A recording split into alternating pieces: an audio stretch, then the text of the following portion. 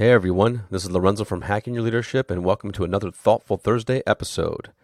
Happy New Year, and thanks for listening to the first episode of 2020. We have some new concepts and more content coming out this year, and Chris and I wanted to thank all of you for the feedback, questions, and support during 2019.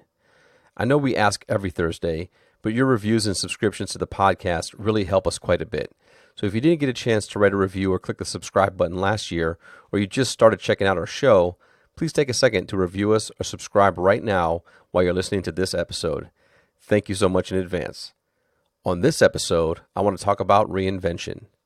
As leaders, we typically get a chance to reinvent ourselves or at least hit a little reset button when we get promoted or even just move or transfer to a new team. When done correctly, we consider what things we want to be known for and what things we want to leave behind. Many times, just joining a new team allows us to shake some of the old bad decisions we made or strained relationships we caused.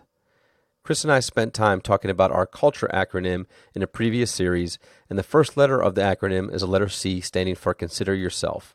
And it really is about thinking about how you want to show up for your team to increase overall culture. As a leader, joining a new team, one of the things you really want to consider is that first impression and how you spend your first few weeks engaging with and getting to know the people you work with. This is critical to quickly building equity in the relationships that lead to trust and alignment. Recently, I've been investing time speaking with leaders that have joined new teams, leaders that are returning to previous teams they have worked with, and leaders that are new to role and are now responsible for the teams they may have recently been a part of.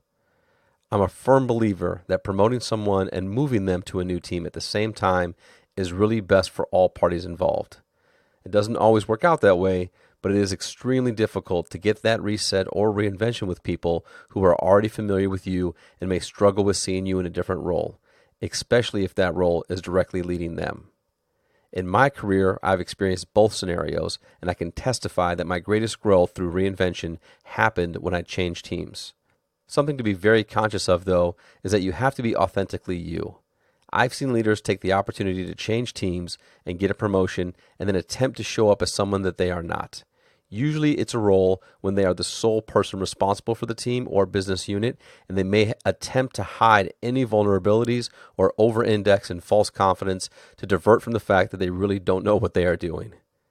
So in conclusion, when you or one of your people you lead gets a chance to reinvent or reset, take the time to plan, contemplate, and discuss how to show up and what people should take away from initial interactions and conversations.